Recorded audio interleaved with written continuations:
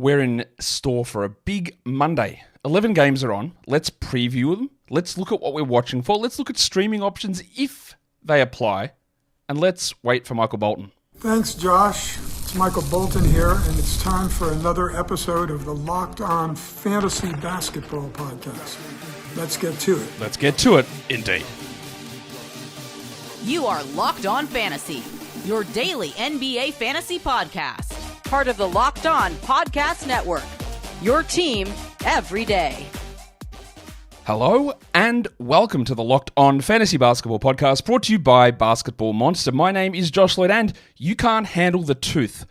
I'm also lead fantasy analyst at basketballmonster.com, and you can find me on Twitter as always at redrock_bball, on TikTok at redrock_bball, and on Instagram at Locked On Fantasy Basketball. Today's episode is brought to you by FanDuel.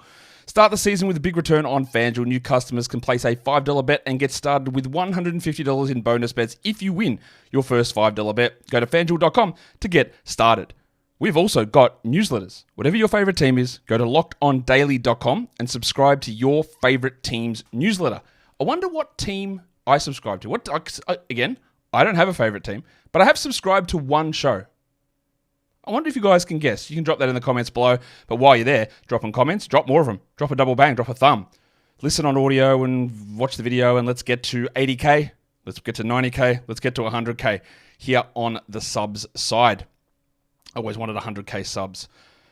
We're talking about Monday. There are 11 games on. Some of them are back-to-backs. That is how it goes. Now, just as a quick scheduling note, those of you who are with the show for many years, hello, welcome. Good to have you back. If you're new to the show, also welcome. Good to have you here. The general pattern of what I do in season is we have these daily streaming shows. But usually, this is a Monday morning for me, usually on a Sunday, I do a waiver wire specific show. I am not doing a waiver wire specific show today. And there are a few reasons for that. A, this is a long 11 game show here. B, there's a weird time zone thing going on in terms of the way that my day is sort of spread out. C, the games end really early today, so the recap show is going to be coming in, and I just didn't know if I'd be able to squeeze that all in without pushing everything back through the day. But regardless, there will be, though, this is all just a long story for me to tell you, there will be a waiver wire show tomorrow. A dedicated waiver wire show tomorrow. Usually the pattern is, we'll say it's Sunday. Sunday, waiver wire show. Monday, injury show. Tuesday, buy low, sell high. Wednesday, waiver wire show. Thursday, live mailbag show. And then all the recaps that you usually get. I will not have a buy low, sell high show this week. For the very, very, obvious is not the right word. One very clear reason. When I do a buy low, sell high show, I like to have 2 weeks of data. And we are going to, by the time we hit that Tuesday, have 1 week of data. So I won't do it. Now, there are some very obvious buy lows. Tyrese Halliburton, Bam Adebayo. They're massively underperforming. I don't know if anyone's going to give you anything buy low for those, but they're the huge ones. But I don't like to come in and say, well, this guy in 2 games. We don't overreact to 1 or 2 games as a part of this channel. It can always seem weird. Not weird. It can always seem like it's going to bite you. And we're going to talk about that with a few players here on this show. Because you say someone had a big game and then they have a big one the next one. And you go, oh my God, why didn't you do this? You should have done that. And you told me this, blah, blah, blah. Even 2 weeks is even a small sample size, but we've got to make something out of it, right? 2 games is not enough. 3 games is not enough. So we do the buy low, sell high show will begin in week 3. We'll always mention little buy lows and sell highs as they come up, which are always a lot easier to do a show on than they are to actually execute in practice. But that is how the show will run, and I hope that all that makes sense. Like I said, we are doing the daily look ahead here for Monday in the NBA, where there are a big amount of games, 11 games on. We don't have any early ones, so the first game starts at 7. So that's good after the last 2 days we've had early games on. Let's see what's on my radar for these 11 games across the league. The first game here, we're talking about the Orlando Magic hosting the Indiana Pacers. Now, the Pacers, as I'm recording this, are currently playing. So yeah, there's a few of these teams that have the Sunday, Monday back-to-back that I'm not going to give you updated information on those guys because I don't know. But let's look at what we do know. The Magic are 4-point favorites. The schedule for the Pacers, they have a Monday, Wednesday, Friday in week 2, while the Magic have Monday, Wednesday, Friday, Sunday. So obviously the Pacers, they have a 3-game in 4-night stretch, but they don't play on the weekend. Injuries at the moment, Indiana. I'm not going to keep including James Wiseman on this list. His season is over. In fact, I wouldn't be surprised if they just waived him. Jonathan Isaacs missed the last 2 with a hip issue, and Tristan Da Silva missed the last one with an illness. I've got them both questionable at the moment. Obviously, the Magic are going to be always extraordinarily cautious with Isaac. We know this is always the problem with Isaac. He's very hard to hold in a head-to-head sort of a format, although he can take up one of your IL slots. What we're watching on Orlando is Wendell Carter Jr. because first game he was fine. The next 2 games without Isaac, he's played 30-plus minutes. Now, last season he was hovering around 26. Wendell Carter Jr. in 30 minutes a night is a 12-team league player. Is the 30 minutes a night that Wendell Carter is getting only because Isaac is out, or is he just a 30-minute a night player now? Which is great, because that's what he was in the past. That is something to really clearly watch. In terms of streams, and people always ask this question, what do you use to cut off here? It's 45% rostered using our Basketball Monster Advanced roster metric. Now, in the past, again, we're going to do a lot of sidebars here early in the season to get some points across. In the past, Yahoo defaulted to always doing a 12-team league when you joined a public league. Now, it's a 10-team points leagues, and many people got sucked into playing them without knowing they were playing a league. There's going to be a lot more dead leagues in those. So Yahoo roster percentages are going to be pretty weird. In the past, ESPN roster percentages were always horrible. They never made any sense. They were always incredibly low because ESPN would default to a 10-team league as well, and there'd be a lot of inactive leagues. Yahoo's heading down the exact same path. So in the past, there used to be massive discrepancies, like 70% rostered Yahoo, 10% ESPN. It's not that big a difference anymore. It's come back in a bit. I think still the best and most accurate roster percentage information we're getting either comes from Fantrax or the data that we have at Basketball Monster, which is what I use for most of these. So these are guys available in 55% or more of leagues according to the metrics that we track at Basketball Monster. That was a lot. TJ McConnell is the guy that we look at on Indiana. He fits the bill. He gets you the assists. He's a good field goal guy. He just gets some steals. He works there. And then for the Magic, it's Mr. Black, who is getting really good minutes. They basically took Cole Anthony out of the rotation, which I didn't think that they would do. Now, Black had played big minutes in the first 2 games, and he came back to 20 minutes in this third game. He was still solid. I don't think he's anything more than a streamer and a deeper league guy, but he has looked 300% better than he looked last season. A really big step forward for a guy that I thought was really quite poor last year. The second game we look at is the Detroit Pistons and the Miami Heat. Now, the Pistons are winless. I think they've looked good. They have, and if you listen to any Pistons people, like my mate, Kuka Hill, over at Locked on Pistons, he said, hey, guys, our beginning to the season is horrendously difficult, and we are going to lose games, and that does not mean we are as bad as last season, and he is 100% right.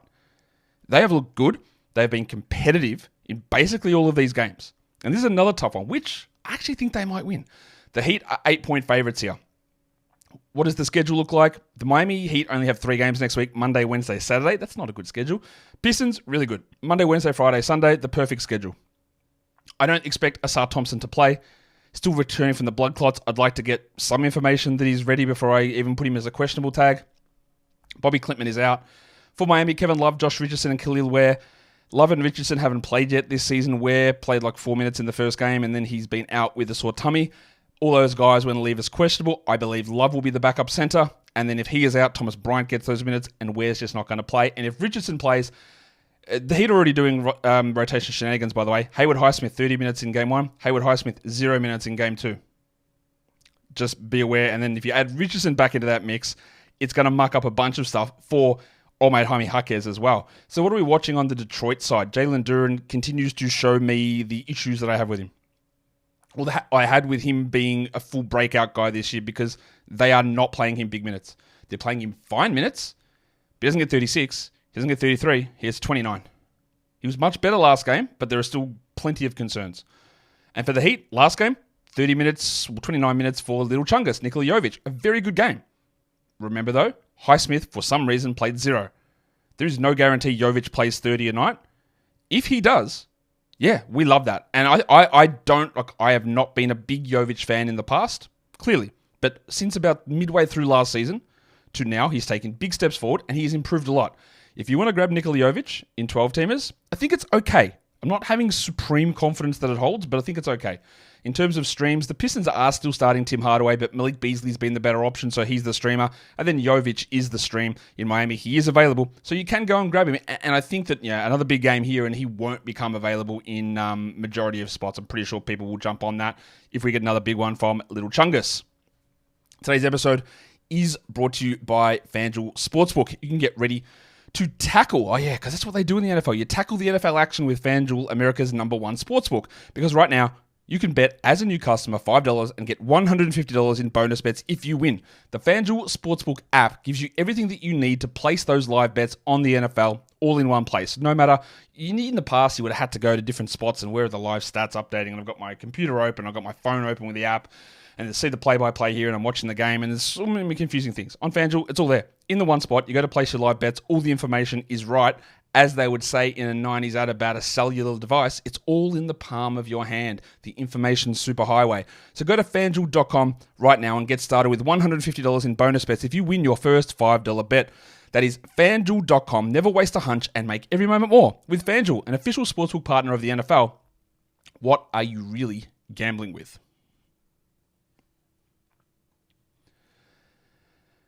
Okay, let's move on. Third game of the day. There was a lot of preempting or some might say garbage that I talked to begin this show, and that's okay. You can say that. It's the Wizards and the Atlanta Hawks. The Wizards have been terrible. They've been spanked by 20 in each game so far, which we knew they were going to be bad, and they have been bad, and that's good according to Scripture. What is the schedule looking like here? Washington with 3 games next week, Monday, Wednesday, Saturday. Atlanta with Monday, Wednesday, Friday, Sunday. Brogdon is out. Kobe Buffkin will be out. Bogdanovic is questionable. I believe he is traveling with the team, but he's had this hamstring issue. I would think that's, and I haven't started using these designations yet, and I used to use them last season where I do like a QD, which is like questionable, leaning, doubtful. And I think that Bogdanovic, if I was using those ones this year, he would probably be questionable, leaning, doubtful. This also reminds me, again, let's just say there's a lot of sidebars in this show. I'll show you this in a later part, but I just referenced it now. Someone talked about my skull artwork behind me. Like, is that an Aussie thing? Like, no, it's New York. It's Basquiat. So I'll show you the skull later on because I'm sure you've seen it. But no, it's nothing to do with Australia. Anyway, DeAndre Hunter is currently questionable for Sunday's game. I don't think there's a huge doubt in him missing both of these, so I'm going to put Hunter as probable, but that is an unknown status because I don't even know his status for Sunday's game at this point. What am I watching for in Washington? Well, it's the big man, Jonas Valanciunas. We were all relatively convinced that Valanciunas would start the season providing protection for Alex Sarr as the center, as Sarr. There was all these talks about, no, he's not a power forward. He's not a center, he's a power forward, and the Hawks might want to make him a center, blah, blah, blah. Well, Valanciunas is just the backup. He never even got a chance to start next to Sarr to be a protector, and the minutes are down. He's playing 20 minutes a night. Now, to be fair to Valanciunas, he's been solid enough in those 20 minutes. I find it very hard to believe that in 20 minutes a night, Valanciunas will remain a must-roster player for us in standard formats. For now, he is a hold. But if this pattern continues, and remember, Sarr is getting like 25 a night. If Sarr gets to 29, what does that mean for Valanciunas? What is he even doing there? We watch it. Streams, Carlton Carrington, old Bub. Remember, his name is Carlton. So on some sites, you will have to search. If you search Bub, it won't come up. His name is Carlton. Have a look. Bub has been starting the last 2 games. I do not think he is anything more than a stream. And remember, on 11 game day, you probably don't stream much. Carrington, I like a lot. Very unlikely to me that he has persistent and consistent 12-team value. On the Hawks side of things, if I'm going to use those roster percentages, Vic Krejci is probably the guy with Buffkin out, but that is like real bottom of the barrel stuff. He's only getting like 10 to 12 minutes a night. You could look at DeAndre Hunter and Ricochet, but they're over that threshold. By the way, Ricochet, not a 12-team league hold, but would be a streaming option if you so wish to indulge. The next game is the Milwaukee Bucks and the Boston Celtics. We are in Boston, and the initial spread for this is out, and it's 9.5 points to the Celtics. That's very big, obviously.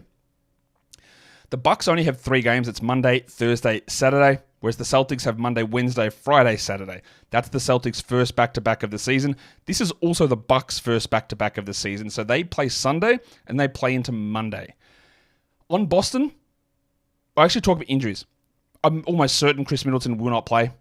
I'm listing Giannis as questionable, and here is why. And this is part of what I have done recording this show for 4,500 plus episodes, doing this job since 2013, is that, and more so of late, is that when you see these random little tags, and Giannis is currently, I believe, listed probable for the game on Sunday. I'll double check that. Yeah, he's still listed probable. He's probable with the knee problem, which he has had throughout his career. He was probable the other day as well.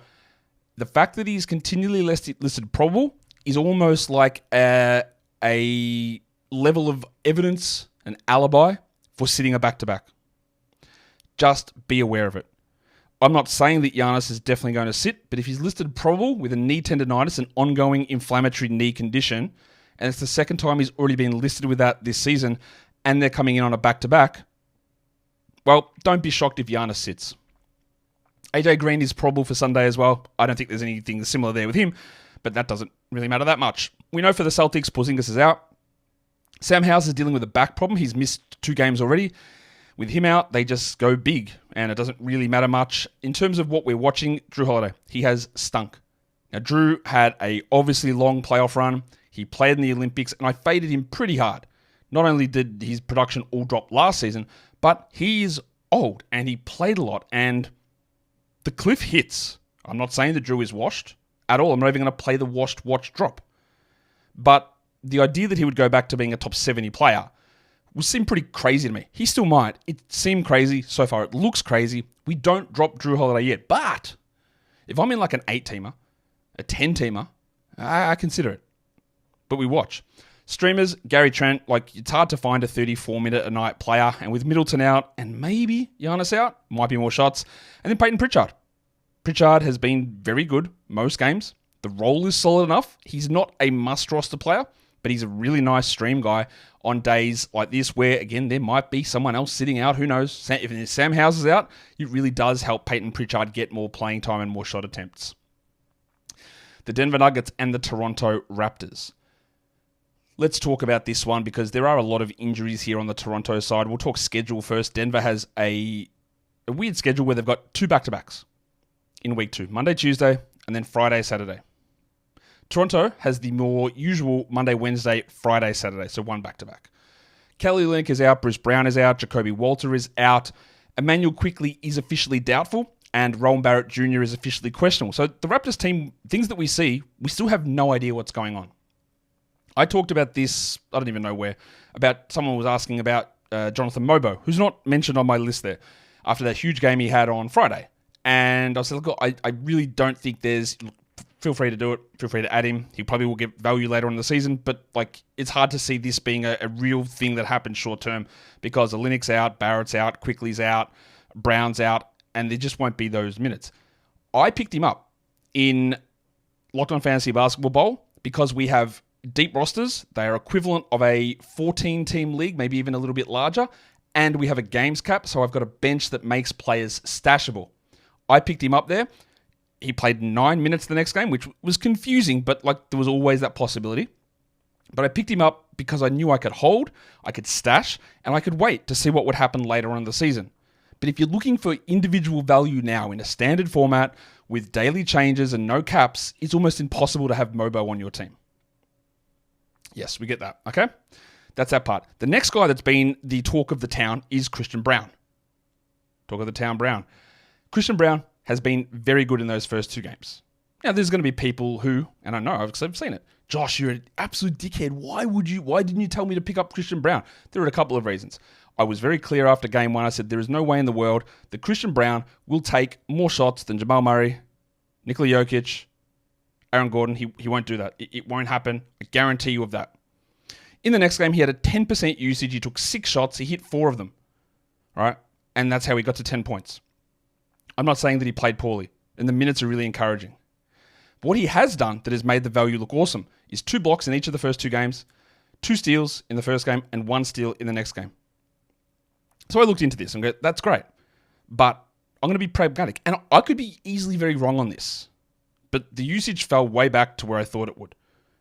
And if he goes instead of 4 of 6, 3 of 6, that's 8 points and 7 rebounds. I think that's what he had. He had 10 points in here. So 8 and 7 with 2 steals and a block, which is great. But what are the chances of getting 2 blocks and a steal every game? Well, I looked into it.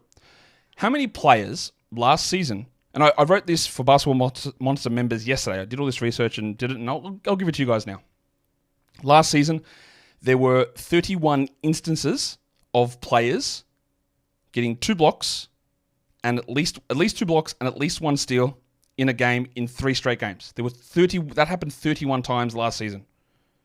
7 of those 31 times were Victor Wembanyama. There was also, when I looked into it, 21 instances of someone having 10 points, 2 blocks, and 1 steal in 3 consecutive games. That happened 21 times, and 7 of those were Wembanyama. So, the odds of Christian Braun, a player who has never done anything like this at all, who is a 6'5" or 6" guard, getting blocks and steals like this, it's just impossible. And if he's an 8 and 7 player in 33 minutes with a steal and an assist who shoots 32% from 3, well, that's not worth it.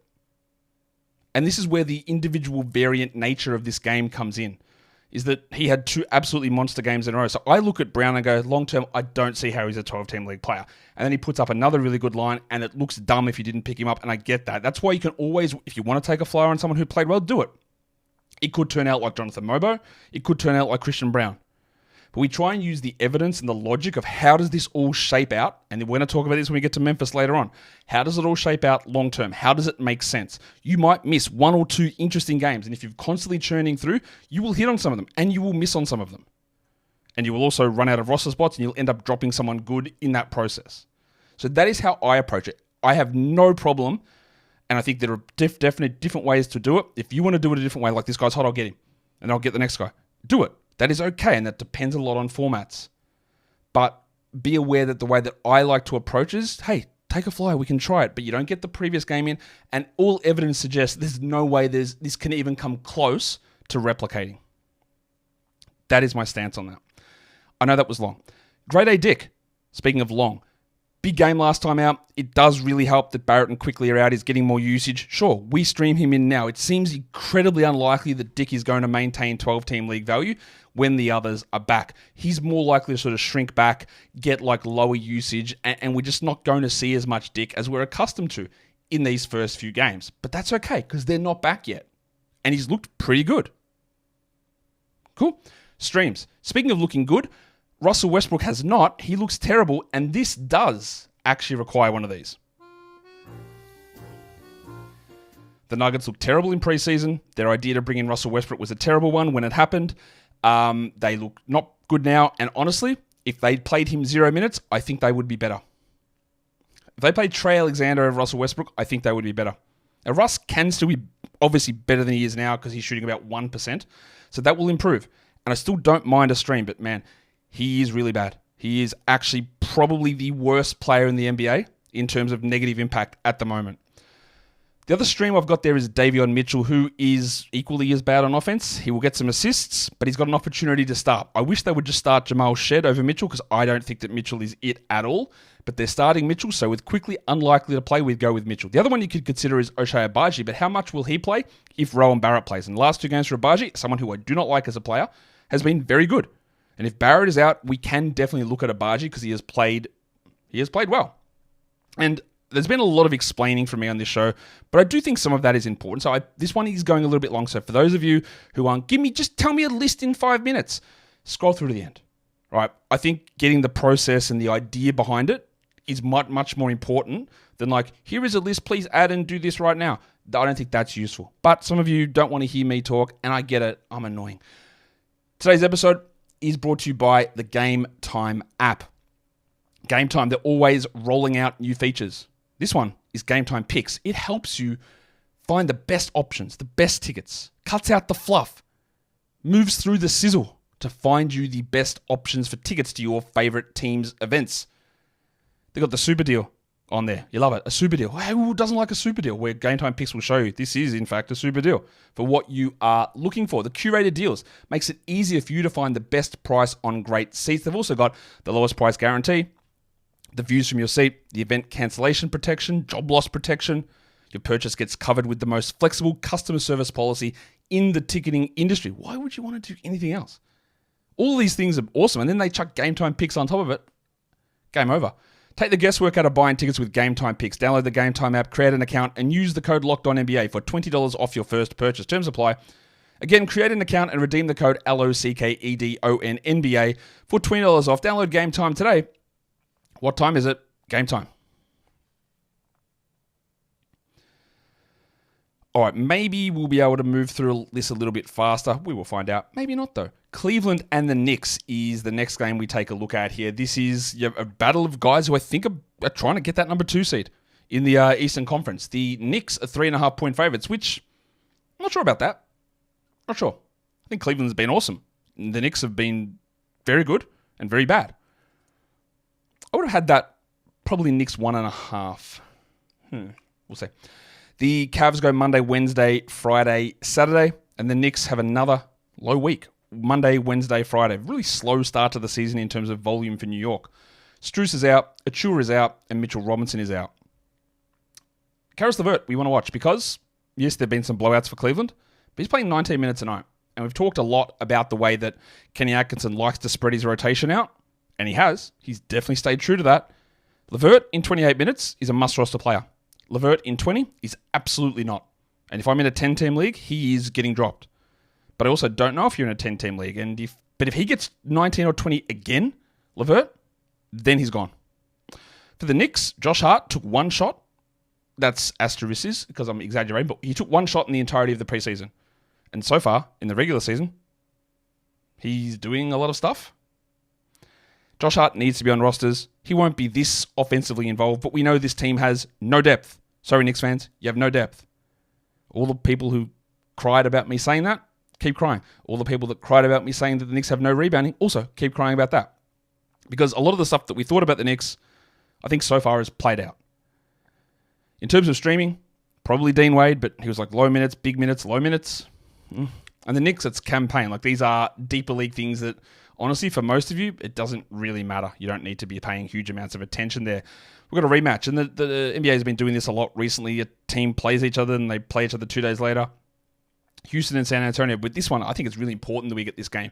The Rockets are 2-point favorites going into San Antonio. The schedule for next week, Houston plays Monday, Thursday, Saturday. San Antonio goes Monday, Wednesday, Thursday, Saturday. Steven Adams, I don't think will be available, but that's me labeling him doubtful. Anytime you see in the injury status, there's an asterisk next to the status, that is me predicting. Because I have to do it. That is my job. I have to try and predict how things will be until the official news comes out. Trey Jones is out for weeks, and Devin Vassell is out for weeks. With Trey Jones out, actually, Vassell might be back end of the week. Jones is out for 2 with a ankle injury. With Trey Jones out, we saw Steph Castle's minutes go up, understandably. He's not an ad outside of deeper formats, but his minutes went up. So what are we watching? Well, for Houston, we have to watch the delicate dancer Alperen Şengün because he played 22 minutes last game. Ime Udoka benched him. He struggled. He didn't shoot well. They went on a bit of a run after he came out. And we've had this worry with Şengün, not necessarily as a player, but as the way the Rockets have used him. They tried to bring Brook Lopez in ahead of him at the beginning of last season. 2 years before, they started Bruno Fernando on top of him. Last season, with Ime Udoka there, I worried that he'd get pulled out at times for defensive things. And it happened less than I thought, but it still happened. And now it's happened here. So, how does Şengün respond? I don't think the answer is Jabari Smith at center, but that's what they went with. They have got a lot to figure out, Houston. It has not been a good start from the team, but from the coaching staff as well. On the Spurs side of things, Julian Champagnie, 2 games ago, went absolutely bananas. The last game, lost minutes to Keldon Johnson. He was still fine, but I don't think there is any way in the world that Julian Champagnie is a 12-team must-roster guy as we move forward. For now, sure, go for it. But I cannot see any way in the world that Champagnie is a must-roster 12-team league guy rest of season. In terms of streams, Tari Eason, he gets it done in like 18 minutes. And if they do bench Şengün more, Eason will be able to push up to the 4, with Smith at the 5. And then for the Spurs, Keldon Johnson was much better last game. He's going to be hit or miss. He's going to be a scoring guy with not much else there, but still that is worth streaming while Vassell is out. And even while Jones is out, that helps because it just pushes extra minutes into different positions for players. The Chicago Bulls and the Memphis Grizzlies. The Grizzlies are big favourites here. They're 2-1 on the season, Memphis. They are 8-point favourites against the Bulls. The Bulls have a Monday, Wednesday, Friday, so no weekend for them. And the Grizzlies go Monday, Wednesday, Thursday, Saturday. There's no injuries in Chicago. There are in Memphis. Vince Williams, Luke Kennard, G.G. Jackson. I'm expecting all of those players to be out. John Conchar missed the last game. I'm going to list him questionable in this one.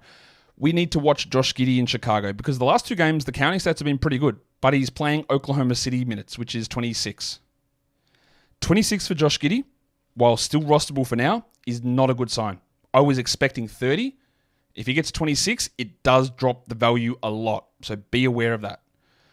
For the Grizzlies, minutes is the big thing because what is going on with this team? They're running like 12, 13-man rotations. Ja Morant's playing 24 minutes a night. They are easing him in. I don't know when that is going to change for Morant. While it is like this, Scotty Pippen Jr. is cooking. He's been unbelievable. And we have talked very highly of Scotty Pippen on this show. Back from when they signed him to a two-way and said, this is stupid. He needs a real contract. Then they signed him to that real contract when they released Derrick Rose. And then they also, and then when Morant got hurt in the preseason, we said, keep a look on this for Pippen. But I don't believe there is any world in which Pippen becomes a starter on this team. Unless there is an injury. I don't think he replaces Marcus Smart. It doesn't make sense to have Pippen, Morant, and Bane as your 1, 2, 3. It's too small. And like Vince Williams is going to play a large role when he comes back. Morant is not, and this is again, we look at Scottie Pippen, awesome. I love what he's done. If you want to take a look at him and stream him in while Morant is limited like this, do it. 100% do it, right? But think logically. If you use your big brains, Ja Morant is not playing 24 minutes a night. I know he is, but he's also not for the next 80 games. And those 24 minutes that Pippen is playing are coming when Morant is not playing. And you could say, well, they just won't play Marcus Smart. Well, Smart played 21 minutes last game. So how much lower than that is he going? No, I'm not sure. Pippen, we love it. I love his value. I love him as a player. He's an unbelievably good fantasy player. But I can't see any world where Ja Morant plays 24 minutes a night and Pippen plays 24. It just doesn't make any sense with the addition of Williams, Jackson, Kennard all coming back. So be very careful of what you do and how you consider Scott Pippen. Love him. He is the stream option, though. We obviously stream him. And then for the Bulls, it's either Dosunmu or Patrick Williams. I feel a little bit better about Dosunmu, but it is a squish there for minutes. Lonzo Ball will also be playing in this game. Be aware of that, and he is not a rosterable player in 12s. Utah and Dallas is the next game that we take a look at. Utah got absolutely shellacked the last time we saw them. The Mavericks are 10-point favorites in this one. In terms of schedule, both teams play Monday, Tuesday, Thursday. Then the Jazz go Saturday and the Mavericks go Sunday. So 4 games each next week. Isaiah Collier will be out for the Jazz. Johnny Juzang is questionable, but cool. And then Dante Exum is out for Dallas. What am I watching for in Utah? Colin Sexton. If Colin Sexton's a 24-minute-a-night player, he is not a 12-team league guy. If he's a 28-minute-a-night player, he is. But so far, it's pushing towards 24. So we have to watch it. I wouldn't drop him yet. It's 2 games. But we need to watch it. For Dallas, Derek Lively. Last game, Daniel Gafford didn't get into foul trouble, but still didn't play big minutes, but neither did Lively. They went with that small configuration, and we heard Jason Kidd say this. He will mix up the starters, and he will also play PJ and Kleber at center. So we still are holding Lively, but any idea of a 27-minute-a-night role, I think, can be wiped away, unless there are injuries. In terms of streams for this game, there's not much. Like Cody Williams is getting his 20 minutes, but he's just as liable to put up 0 shot attempts than he is to score 10 points. And then for the Mavs, like Jaden Hardy's the opposite. He's likely to put up 15 shot attempts, but also score 10 points. But they're the probably best stream options we're looking at, and that's more for deeper formats. The next game, Portland, traveling to Sacramento. The Blazers are on a back-to-back here, so they're playing on Sunday. Schedule-wise, Portland goes Monday, Wednesday, Friday, Saturday. The Kings go Monday, Tuesday, Friday, Saturday. So both have a back-to-back at the end of the week. Injury-wise, Shaedon Sharpe is out, Matisse Thybulle is out. Robert Williams is out on Sunday. I don't expect that he plays Monday, but I don't know. I'm listing him doubtful here. On Kings side of things, Devin Carter and Orlando Robinson are both out. The Kings are 12.5-point favorites here. I would say it's been a really disappointing start to the season for both teams. But Portland are obviously terrible, but they should be better than this because Chauncey Billups is a terrible coach. Honestly, Mike Brown has been a terrible coach so far this season as well. He's got a track record of being better, but he's also, in other spots, got a track record of being bad. So be aware of that. He's been really bad this season, Mike Brown, to start the year. What do we want to watch on Sacramento? Well, I want to see DeMar DeRozan and how they're using him, because some games it's one game it was good usage, the next game it was low usage, and the assists are all over the place. I don't think there's any clarity as to what they're doing, and the minutes are out of control. First game, Keegan Murray and DeMar played 43. The next one, De'Aaron Fox played 41 and Murray's playing 42 or whatever. There's just no faith in anyone else to play. Like, the minutes are out of control big, and at some point, it is going to cause a problem. The second part of the rotations is Keon Ellis, who was allegedly the starter, played 11 minutes in game 1 and then DNP'd in game 2. Now, Keon Ellis, I think, is a really good player. He can shoot a bit, he can defend really well, he gets steals, he gets blocks. He would need 25 minutes to me to be a 12-team league fantasy guy. And even then, like, what's the best case? 100th best player? Best case? I don't know if he'll get the spot back over Kevin Huerter. He probably should. But having Keon Ellis, who's a fine shooter, but not a high reliability guy, DeMar DeRozan, who can't shoot, and Domantas Sabonis, who can't shoot, it's weird. And this is always the issue I've had with DeMar. Unbelievably good player, unbelievably good bloke. Everyone loves him. But the fit around him is so difficult. It's so difficult. He doesn't take threes. He doesn't space. He doesn't defend. So you need other guys who can do that. And then the fit with Sabonis and the fit with Fox. And then if you have to go more shooting with Kevin Huerter, that leaves no one else to defend.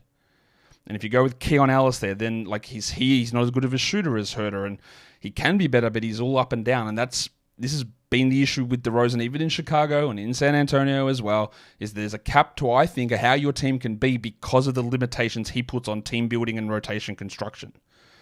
As for like what we do with Ellis, I don't see any way you can hold him.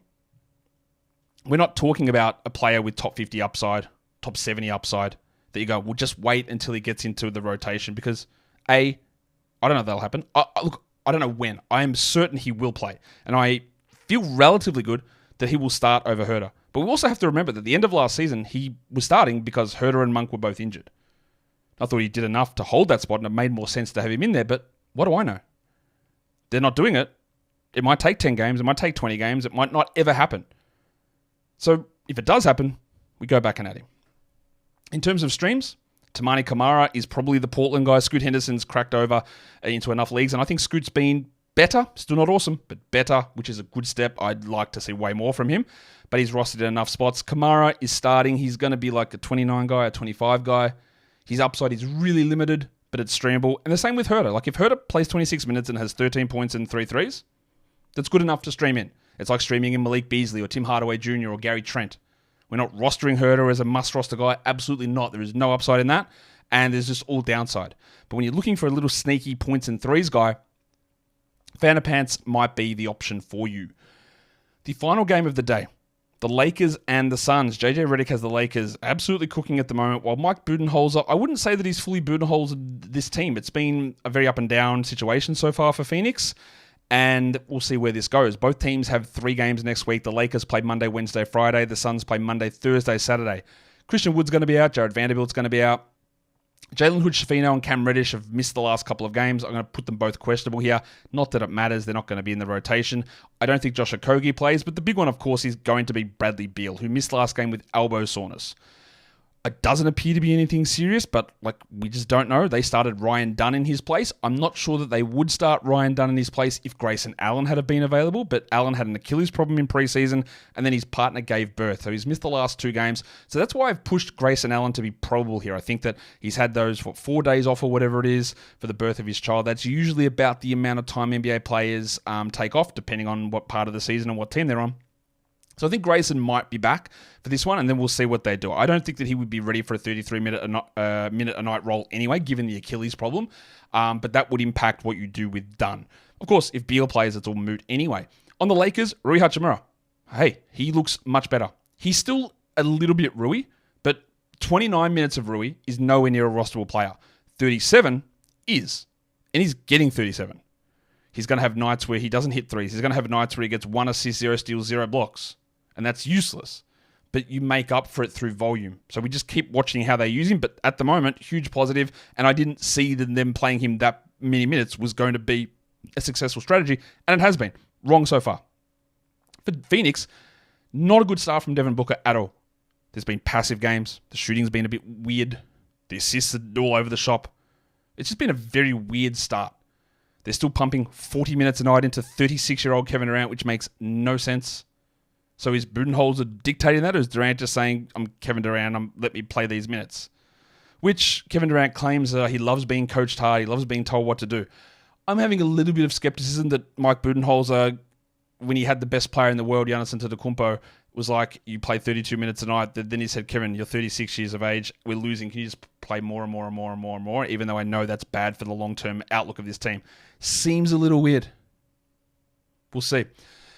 I think Dalton Connect is maybe a stream. He played 20 minutes last game. He's nowhere near a 10 or 12 or 14 team league must roster player, not even close to that. And with the way that Hachimura is playing, there's no way that he gets enough minutes to be that player. But in terms of streams that he might get hot and pop off for 4 threes in 15 minutes, sure.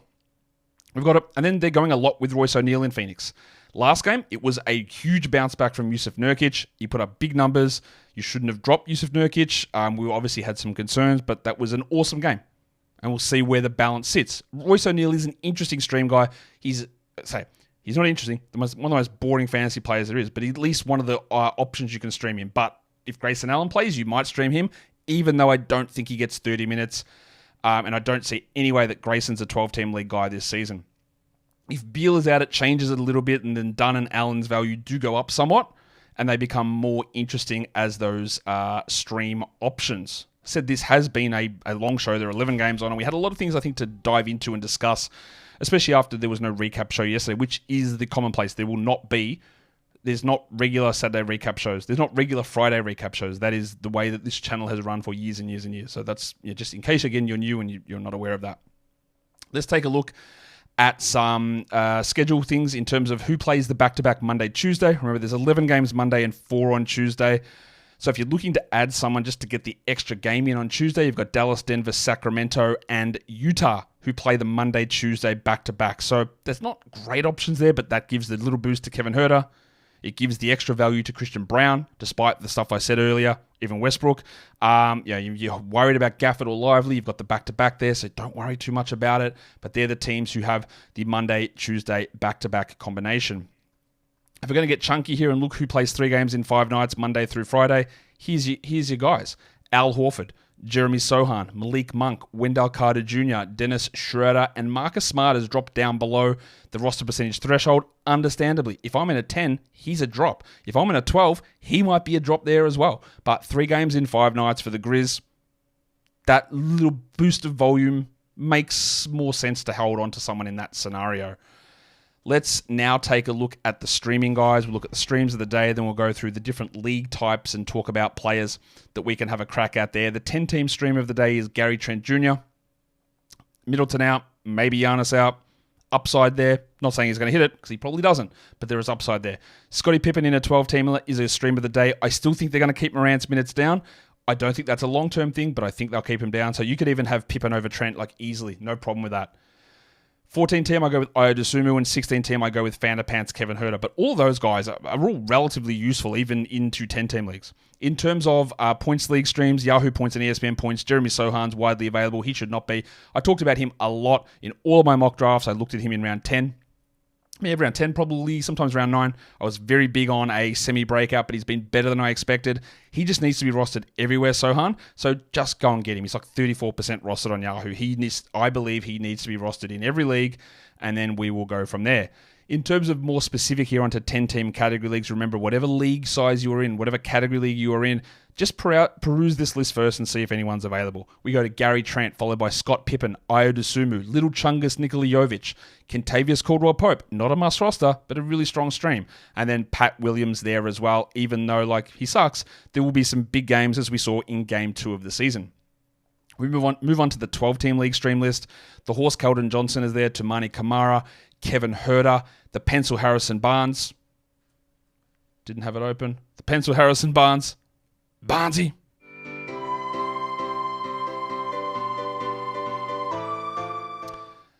Royce O'Neal and Timothy John McConnell.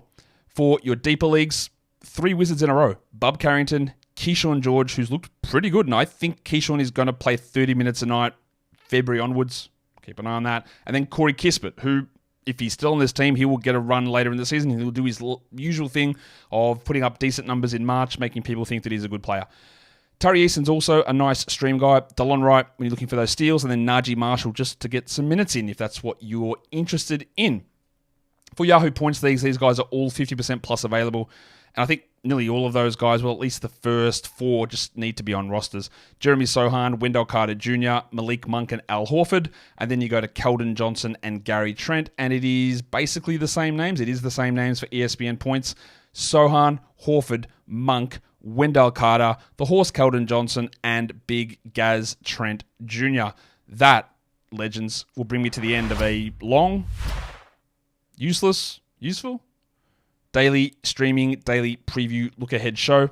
Let me know any of your thoughts, comments down below. I want to hear your thoughts, especially on Scotty Pippen. I want to hear your thoughts on Christian Braun. I want to hear your thoughts on my thoughts to give thoughts. So, thoughts. Hit the thumb up, subscribe as well. And guys, we are done here. Thank you so much for listening, everyone. See ya.